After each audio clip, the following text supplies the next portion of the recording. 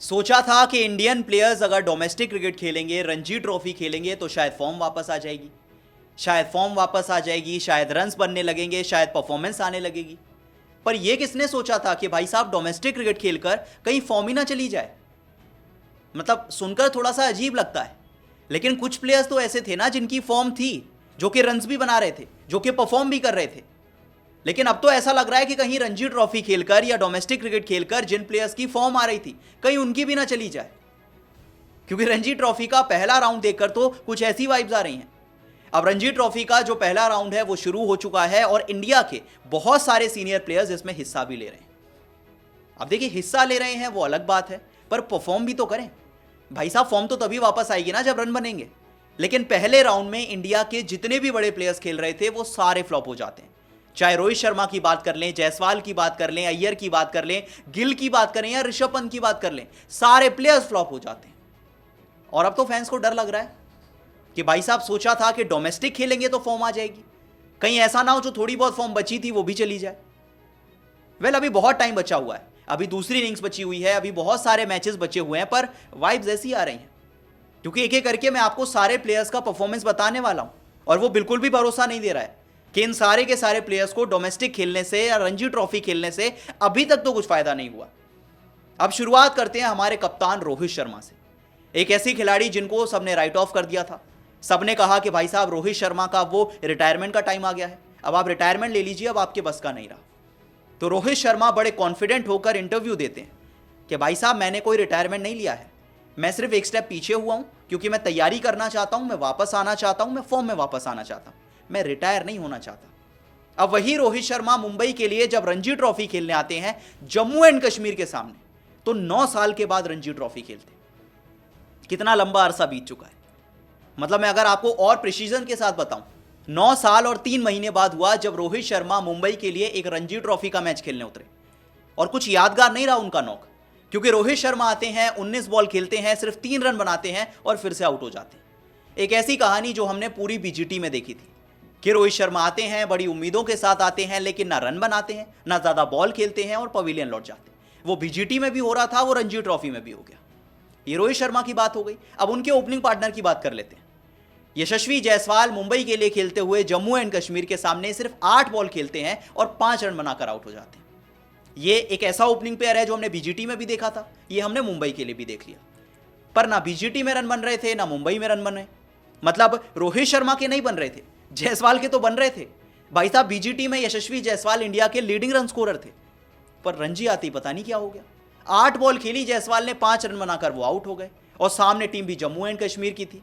भाई साहब ऐसे क्या बोला सामने आ गए कि ना रोहित शर्मा चले और ना यशस्वी जायसवाल। चलिए अब मुंबई से चलते हैं पंजाब और बात कर लेते हैं शुभमन गिल की। एक और ऐसा खिलाड़ी जिसने बीजीटी में बहुत स्ट्रगल किया था। वो ऑस्ट्रेलिया के मिचेल स्टार्क से भी कम रन बनाए थे। उम्मीद थी कि भाई साहब शुभमन गिल आएंगे, रणजी ट्रॉफी में कुछ कमाल करेंगे, पर अब तक तो नहीं किया है, क्योंकि कर्नाटका के सामने खेलते हुए शुभमन गिल 8 बॉल खेलकर सिर्फ 4 रन बनाते हैं। और एक बार फिर इंतजार बढ़ जाता है कि भाई साहब शुभमन गिल पे जो भरोसा जताया गया है, जो नंबर 3 उन्हें दिया गया है, क्या वो जस्टिफाई कर रहे हैं? वेल, अब तक तो नहीं कर रहे हैं। पंजाब की कहानी हो गई, अब दिल्ली चल देते हैं। वैसे बाय रोड काफी पास है, ज्यादा दूर नहीं है, तो ऋषभ पंत की बात कर लेते हैं, क्योंकि दिल्ली के लिए खेलते हुए ऋषभ पंत सौराष्ट्र के सामने आते हैं और 10 बॉल खेलकर सिर्फ 1 रन बनाते हैं। अब ये वो बात आ गई जो मैंने शुरुआत में कहा कि जो प्लेयर्स फॉर्म में नहीं थे वो तो ठीक है, जो फॉर्म में थे वो भी रन नहीं बना रहे हैं। ना जायसवाल ने रन बनाए, ना ऋषभ पंत ने रन बनाए। भाई साहब आप तो बना के आए थे, आपने तो बीजीटी में भी बनाए थे, यहां भी तो बनाइए।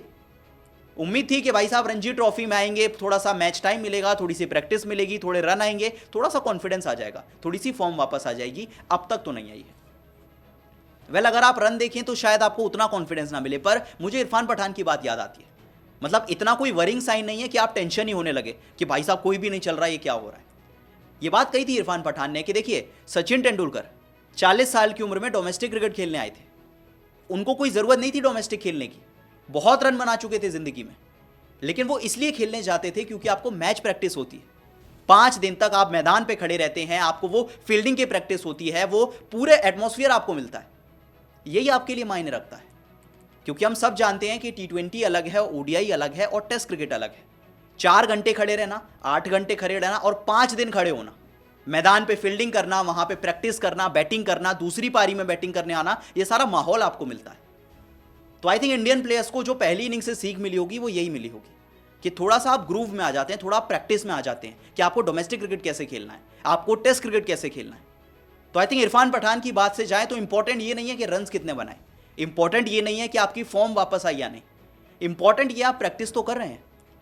वरना होता क्या था, भाई साहब बड़ी सीरीज है, आकर खेल लेते हैं, सीरीज खत्म हुई, छुट्टियां मनाने चले गए, अपने अपने परिवार के साथ टाइम स्पेंड कर रहे हैं, अपने बच्चों के साथ कर रहे हैं, आराम से छुट्टियां मना रहे हैं, अगली सीरीज आएगी तो दोबारा आएंगे।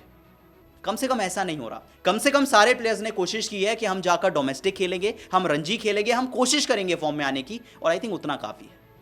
वेल अगर मैं आपको और कुछ प्लेयर्स के स्कोर्स के बारे में बताऊं तो सबसे पहले यशस्वी जायसवाल 8 बॉल पे 4 बनाकर आउट हुए। रोहित शर्मा ने 19 बॉल पे 3 रन बनाए। अजिंक्य रहाणे, एक और प्लेयर जो अब तक बहुत अच्छा खेल रहे थे, पर 17 बॉल पे 12 रन बनाकर वो भी आउट हो जाते हैं। श्रेयस अय्यर बहुत अच्छी फॉर्म में थे, सब जगह रन बना रहे थे, लेकिन वो भी फ्लॉप हो जाते हैं। पहली बॉल पे आके छक्का लगाते हैं, लेकिन टोटल 7 बॉल पे 11 ही बना पाते हैं।